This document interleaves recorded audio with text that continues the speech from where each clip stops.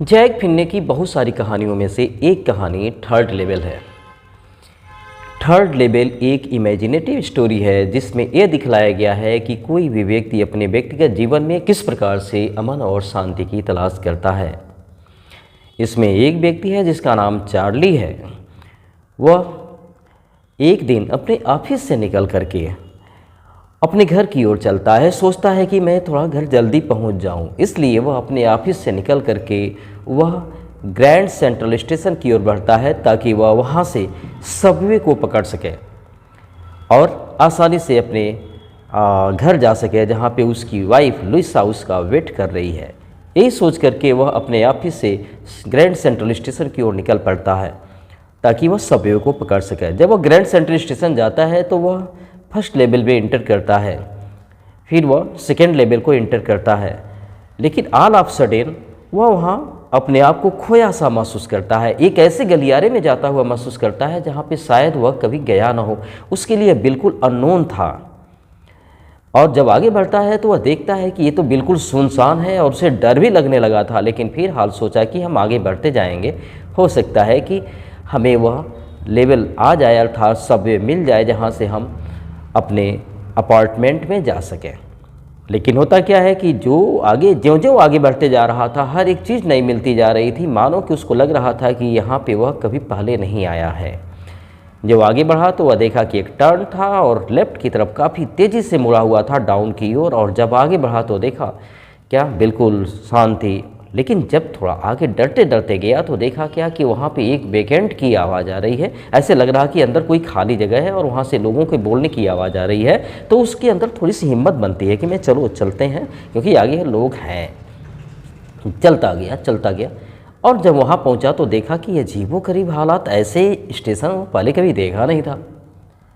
क्या था आखिरकार, वहाँ पे जो एक टिकट विंडो था, वह टिकट विंडो जो है वुड फ्रेम का बना हुआ था, ओल्ड स्टाइल का बना हुआ था। और वहाँ पे एक जो इंक्वायरी मैन था वह अपने आंखों पे आई सेट, हरे रंग की आई सेट पहने हुए था, अर्थात ये दिख रहा था कि ये ज़माना काफ़ी ओल्ड था। ठीक, वो देखा कि यहाँ पे जो डोर थे वो डोर भी काफ़ी छोटे थे। और वह देखा कि वहाँ पे जितने भी लोग हैं वो सब ओल्ड स्टाइल के कपड़े पहने हुए हैं, तरह तरह की मूछें, तरह तरह की दाढ़ियाँ वे रखे हुए हैं। ऐसा वह अपने जीवन में कभी नहीं देखा था। ये सारी बातें वहीं पर क्या देखा कि एक लेडी जो थी वह लेग स्लीव वाली ड्रेस पहने हुए थी और नीचे जो है उस ऐसे जूते को पहने हुए थी जिसका टॉप उसके स्कर्ट से आकर के टच कर रहा था। ऐसे लग रहा था कि मानो वो कोई ओल्ड ज़माने का फैशन हो। तभी वहाँ पर देखा एक मैन जो था अपने पॉकेट से एक वॉच को निकालता है, उसके कैप को खोलता है और वह ग्लिटरिंग करने लगती है, चमकने लगती है। और शायद वह टाइम का वेट कर रहा था कि अब कितना वेट करना पड़ेगा उसको ट्रेन पकड़ने के लिए। वहाँ पर देखता है कि जो स्पीटन्स थे वह पीतल के बने हुए थे और वहाँ पे जो भी चीज़ें रखी गई थी सब ओल्ड स्टाइल की लग रही थी। जो फैशन थे लोगों के वो भी ओल्ड स्टाइल के थे। वहाँ पे जो है वह देखा कि एक गाड़ी वहाँ पे खड़ी है, वह ट्रेन लोकोमोटिव खड़ी है और वह लोकोमोटिव भी जो है पुराने स्टाइल की है। वह लोकोमोटिव जो थी मानो कि कुरियर एंड एफ्स लोकोमोटिव थी, एक छोटी सी जो पुराने ज़माने की बनी थी। तो वो सोचा कि शायद यहाँ पे ये तो सब ओल्ड ज़माने की चीज़ें हैं और 1894 की चीज़ें यहाँ पे दिखाई दे रही हैं। और उसको ऐसे लगने लगा कि मानो कि वह किसी अन्य लेवल पे पहुँच गया है और कल्पना किया कि शायद यह जो है एक थर्ड लेवल है। ठीक है, वहाँ पे सोचा कि मैं टिकट ले लेता हूँ और यहाँ से मैं गेलिसबर्ग इलिनॉइस के लिए जाऊँगा।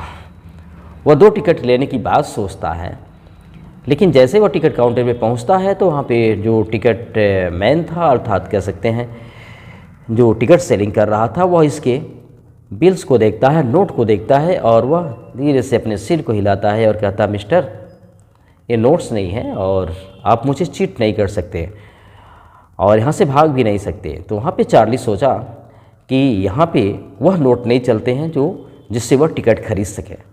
तो सोचता है क्या, वह देखा उस वक्त वह देखा कि जो उसके काउंटर पे नोट है उसके नोट से काफ़ी डिफरेंट है। वो समझ गया कि यहाँ पे उसके नोट नहीं चलने वाले हैं और यहाँ थर्ड लेवल का जो जेल है कुछ अच्छा नहीं होगा। वह वहाँ से तेज़ी से बाहर निकलना बेटर समझा। लेकिन वहाँ पर इससे पहले थोड़ा सा वह सर्टिफाइड करने के लिए कि क्या वास्तव में यह जो है थर्ड लेवल है या नहीं है, वह क्या करता है कि वहीं पर एक बॉय था जो न्यूज़पेपर बॉय था, वह उसके पास जो है न्यूज़ का एक स्टॉक था, उसके पास जाता है और देखता है कि ये तो द वर्ल्ड वही न्यूज़पेपर है जो बहुत पहले उसके जिस लेवल पे वो रहता था, इट मीन्स ग्राउंड लेवल पे रहता था, न्यूयॉर्क में रहता था, तो वहाँ पे वो बहुत पहले प्रकाशित हो चुकी थी। और जबकि यहाँ पे जो है यह 11 जून 1894 यहाँ पे पब्लिश किया जा चुका था, जबकि 11 जून 1894 बहुत पहले वहाँ बीत चुका था, अर्थात जहाँ पे चार्ली रहता था। वो समझ गया कि यहाँ पे 11 जून 1894 चल रहा है, तो यह श्योर हो गया और वहाँ से तेज़ी से वह बाहर निकला। वह बच कर के आया और अपने फ्रेंड सैम वैगनर से बताया यह बात। सैम वैगनर तो पहले हंसा और कहा कि ये तुम्हारी मात्र कल्पना वह इसलिए है क्योंकि तुम दुनिया के जो है, इस दुनिया की जो इनसिक्योरिटी है, फियर है, वार है, वरी है, इस तमाम प्रकार की चिंताओं से तुम गुजर रहे हो और शायद तुम ऐसी दुनिया की कल्पना कर रहे हो जहाँ पे एक ऐसा आनंदमय जीवन मिल सके, और शायद तुम इसीलिए सोच रहे हो।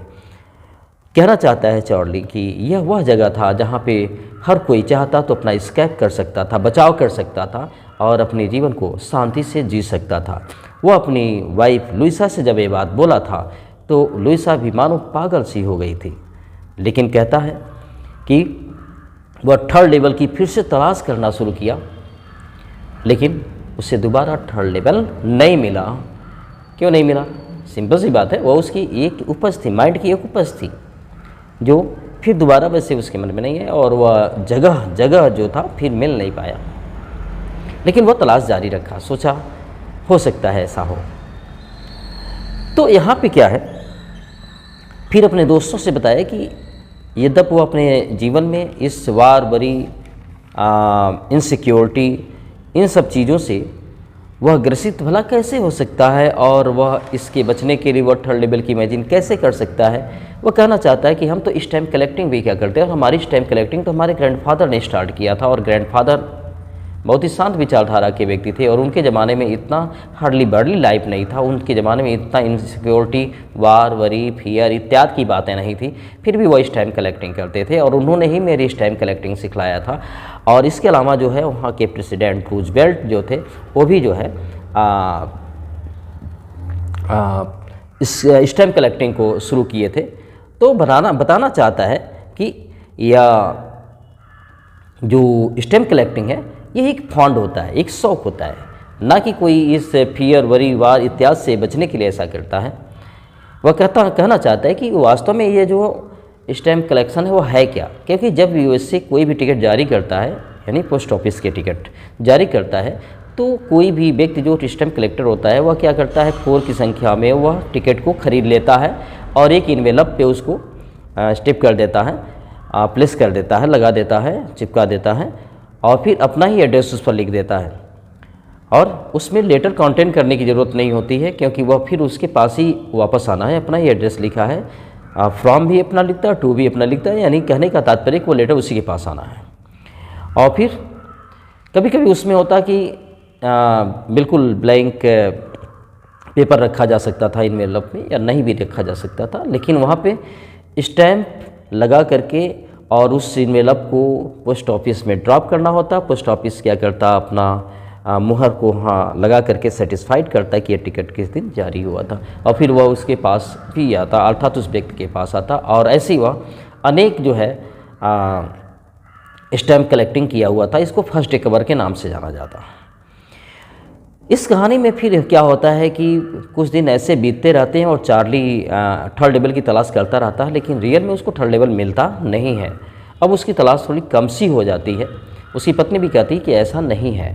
तभी कुछ दिन बाद ऐसा पता चलता है कि सैम वैगनर, उसका फ्रेंड जो था, एक जो साइकियाट्रिस्ट था, मनोरोग चिकित्सक था, वह जो है गायब हो गया है और इधर कहीं कुछ दिनों से दिख नहीं रहा है।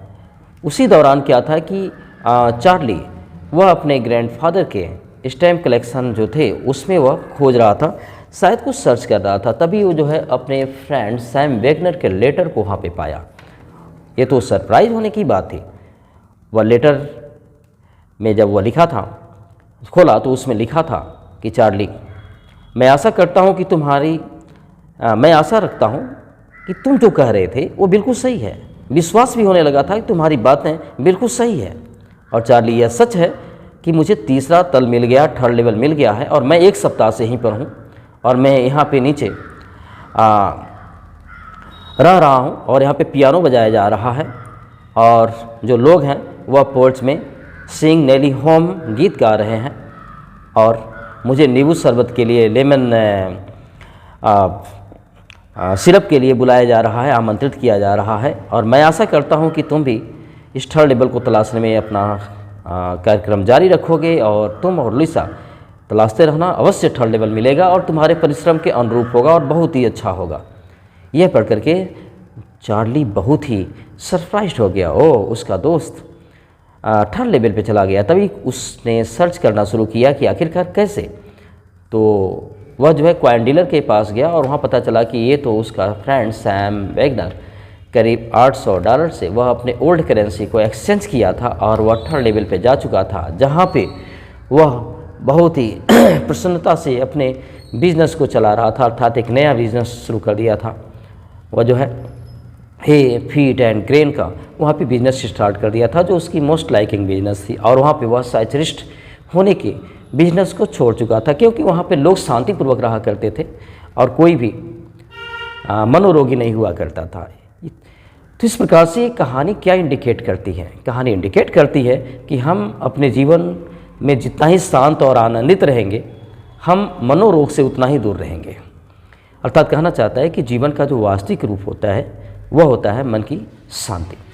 मन की शांति हमें जहाँ मिलती है वह जीवन ही सबसे अच्छा होता है। इस थर्ड लेवल स्टोरी में यही बात यहाँ पे एक इमेजिनेशन के माध्यम से दर्शाई गई है कि हम इतने ट्रेंडिंग मत बन जाएं कि इस भागम भाग की दुनिया में हम अपने जीवन के स्तर को, जीवन के आनंद को, जीवन की शांति को ही भंग कर लें। इस कहानी को डिटेल में पढ़ने के लिए line to line explain next video मिलेगा, आप उसको देख सकते हैं। लेकिन वह वीडियो पाने के लिए आपको इस चैनल को सब्सक्राइब करना होगा। अगर आपको ये वीडियो पसंद आती है तो लाइक ज़रूर कर देना, शेयर कर देना। बहुत सारे आपके जैसे स्टूडेंट्स इसका बेनिफिट ले सकते हैं और हर लेसन ऐसे एक्सप्लेन के साथ दिए जाएंगे। आपको जो क्वेश्चन आंसर है, इस तरह की चीज़ें आपको मुफ्त में ऐसे हमारे चैनल से मिल जाएंगी। Thank you.